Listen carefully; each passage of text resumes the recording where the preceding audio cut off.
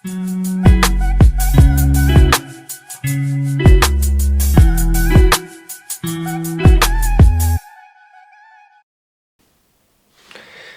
a una nueva clase. En esta clase nos vamos a centrar en explicar el estatuto que pueden tener los jugadores de fútbol y, en otras palabras, para que me entienda, vamos a determinar si son profesionales o son jugadores aficionados, la posibilidad de reasumir la calidad como jugador aficionado o la posibilidad de cesar definitivamente en su carrera profesional.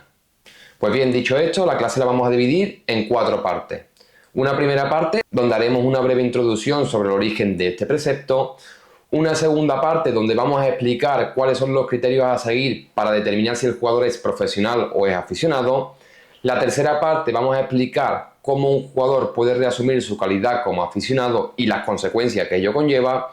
Y por último, el mencionado cese de actividades a la finalización del contrato. Pues bien, comenzando por el origen del precepto, podríamos decir que todos estamos de acuerdo en que una categorización coherente y uniforme de los jugadores en función de su estatus es deseable por varias razones. Y aquí quizás te esté preguntando cuáles son estas razones. Pues en primer lugar, porque contribuye a garantizar la regularidad y la integridad deportiva de las competiciones, ya que permite trazar líneas claras con respecto a qué tipos de jugadores pueden participar en determinadas competiciones. De forma que determinar si el estatus es de aficionado o el estatus es de profesional permitirá establecer cuotas para delimitar, pues, por ejemplo, el número de jugadores que pueden participar en competiciones que en principio pues solo estarían abiertas a una categoría de jugadores que en este caso serían los jugadores profesionales. Además, la clasificación por estatus te permite establecer qué jugadores deben estar sujetos a las disposiciones pues relativas al mantenimiento de la estabilidad contractual, a las transferencias en préstamo y a la distinción entre estatus, que también sirve pues como un criterio importante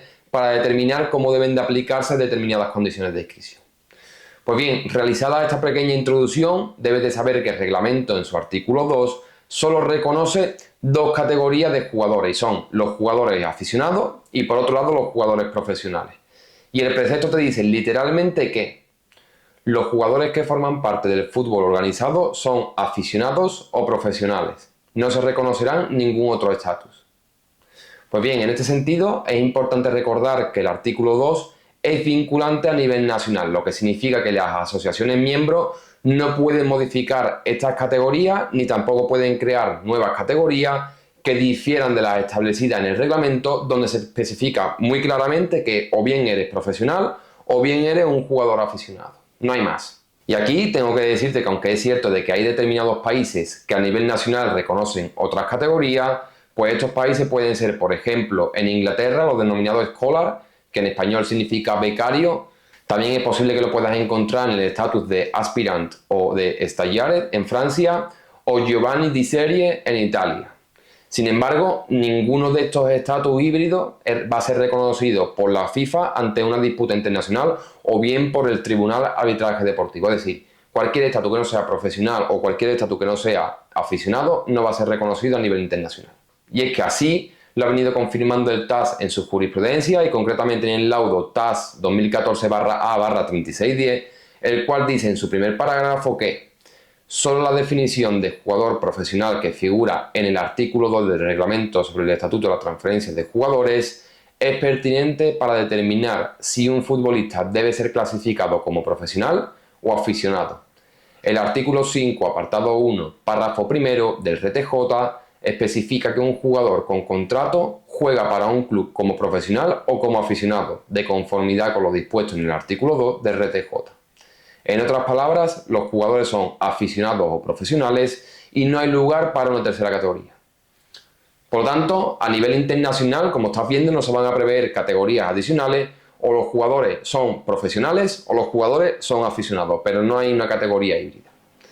Pues bien, ahora vamos a continuar con el apartado segundo del artículo 2, que dice literalmente que un jugador profesional es aquel que tiene un contrato escrito con un club y percibe un monto superior a los gastos que realmente efectúa por su actividad futbolística.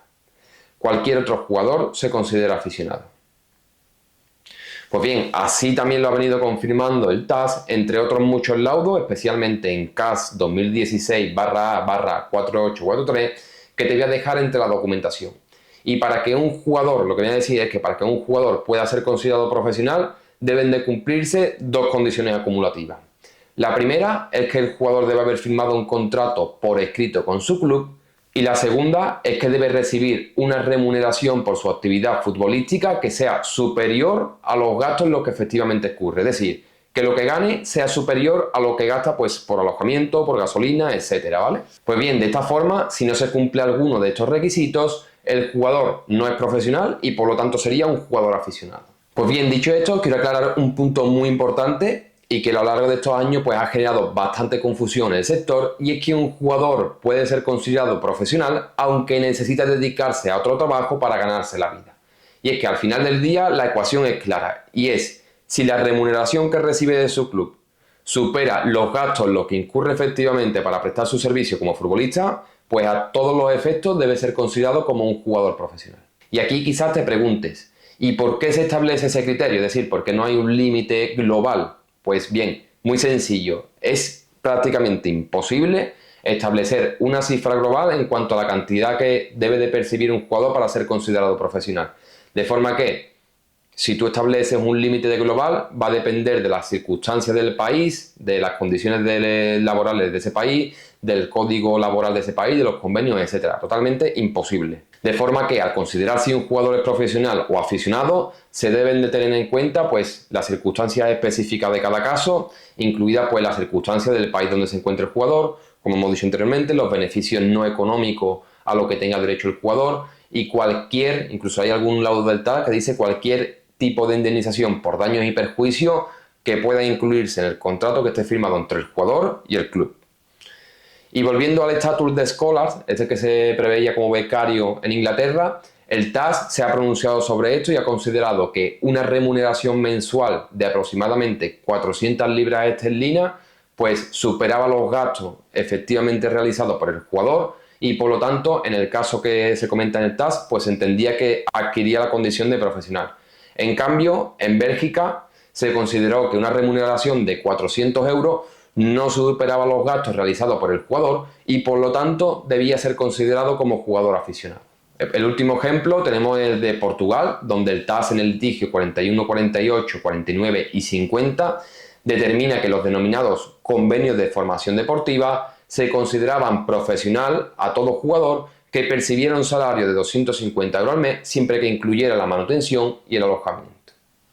Como estás viendo, depende del país, depende de las condiciones de trabajo y depende de los códigos laborales de cada país, por lo que resulta prácticamente imposible establecer un límite global, siendo necesario analizar caso por caso de forma individualizada. Por último, para cerrar esta segunda parte de la clase, decirte que tal como veremos más adelante, determinar si el jugador es profesional o es aficionado será de vital importancia para el devengo de la indemnización por formación.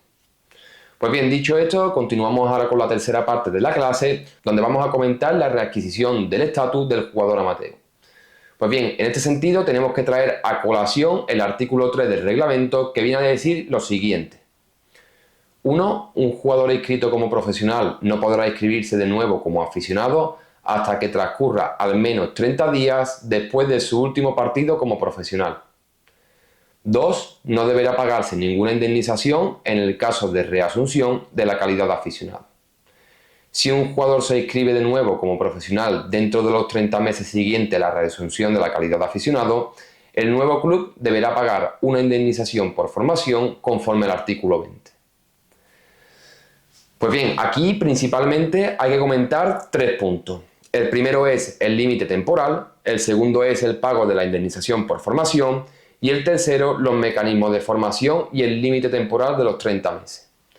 Pues bien, el primer punto es que queda más que claro que el límite temporal para reasumir la calidad como aficionado es de 30 días desde su último partido profesional. Y esto tiene su explicación. La explicación, o al menos una de las razones por las que se fija, es que este límite temporal es para que los jugadores no tengan ventaja.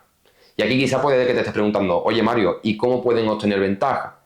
Pues por ejemplo, y esto suele ocurrir mucho, que renuncien a su estatuto profesional para volver a inscribirse como aficionado y aprovecharse del proceso de inscripción y de las normas relativas a los jugadores aficionados, que por regla general pues suelen ser menos estrictas que para los jugadores profesionales. Y otro motivo que se suele dar en la práctica es que el periodo de espera pues sirve para ayudar a identificar cualquier intento de rescindir el contrato sin causa justificada, mediante el registro como jugador aficionado. Y es que en estos casos, si finalmente se determina que hubo una mala intención o hubo una mala fe por parte del jugador, la resolución debería de ser examinada en virtud de lo dispuesto en el artículo 17 del reglamento, que es el que va a determinar las consecuencias de esa resolución, es decir, el que va a determinar, oye, si esto es con justa o no es con justa causa esta resolución del contrato, y en el caso de que sea sin justa causa va a determinar cuáles son las consecuencias. Pues bien, continuamos ahora respecto al segundo punto, relativo a la indemnización por formación, y es que el precepto determina que mientras un jugador tenga la condición de aficionado, la indemnización por traspaso, la indemnización por incumplimiento del contrato o la indemnización por información nunca va a ser un problema. Y aquí el motivo, el trasfondo de esto, ¿cuál es? Pues porque la indemnización solo debe de tenerse en cuenta cuando el jugador adquiere la condición de profesional y no con la condición de aficionado. Pues bien, y para finalizar, vamos con el tercer punto, relativo a la reasunción del estatus como profesional, tras haber reasumido anteriormente el estatus de aficionado. Es decir, aquí nos encontramos con la siguiente situación. Imaginemos que yo soy un jugador profesional y reasumo mi estatus como jugador aficionado, ¿de acuerdo? Pues bien, si yo reasumo mi estatus como profesional antes de los 30 meses desde la inscripción como aficionado, el club va a tener que pagar una indemnización por formación. En cambio, si yo reasumo la calidad como profesional en el mes 31 o a partir de ahí en adelante, el nuevo club pues no se tendrá que hacer cargo de pagar la indemnización por formación. Por lo tanto, este es el límite temporal, delimita, oye, antes de los 30 meses y después de los 30 meses. Antes de los 30 meses determina que tienes que pagar la indemnización por formación, después de los 30 meses el nuevo club no tiene que hacer frente a la indemnización por formación. Y por último, ya avanzamos a la cuarta fase de esta clase, vamos a comentar el artículo cuarto del reglamento, que es relativo al cese de las actividades de forma definitiva, ¿vale? Y este declara literalmente lo siguiente. 1. El jugador profesional que finaliza su carrera al vencimiento de su contrato y el jugador aficionado que cesa en su actividad permanecerán inscritos durante 30 meses en la asociación de su último club. 2. Este plazo comienza a contar a partir del día en el que el jugador jugó su último partido oficial por el club. Pues bien, este precepto lo que hace es crear un marco normativo claro para el cese de la actividad futbolística, es decir, determina lo que viene a ser venir a determinar cuándo se da el fin de una carrera para los profesionales y el fin de la actividad para los jugadores aficionados. Y el precepto aquí lo que te está diciendo es que para evitar cualquier tipo de confusión, es decir, para evitar confusiones innecesarias, la FIFA asumirá que la decisión de retirarse se convierte en permanente, es decir, en definitiva, después de los 30 meses. De forma que durante este periodo el jugador sigue técnicamente implicado en el fútbol organizado, estando inscrito en la asociación miembro a la que esté afiliado su último club. Y aquí puede que te pregunte, ¿y qué ocurre, Mario, si el jugador vuelve tras retirarse después de la expiración del periodo de 30 meses? Es decir, si vuelve a jugar al fútbol como profesional o como aficionado. Pues a estos efectos se entendería que el jugador ya no participa en el fútbol organizado porque su inscripción habría caducado. Y por lo tanto lo que hay que hacer es su inscripción de nuevo, es decir, se va a tratar como una primera inscripción y no como una transferencia. Pues bien, hasta aquí la clase de hoy. Con lo que quiero que te quedes son con los siguientes 3 puntos. El primero, que los jugadores solo pueden ser profesionales o pueden ser aficionados. Y que la regla general es que todo ingreso que supere a los gastos determina que el jugador va a ser profesional a todos los efectos. El segundo es que siendo profesional puedes reasumir la calidad como aficionado, pero debes de ir, recuerda, con buenas intenciones, debes de ir con buena fe, dado que de lo contrario vas a poder sufrir las consecuencias negativas del artículo 17 de una resolución sin justa causa y vaya a ser responsable tanto el jugador como el club. Y tercero y último, que para determinar el cese definitivo, el jugador va a estar inscrito durante 30 meses en la asociación de su último club y posterior a eso pues ya se entenderá la baja como definitiva.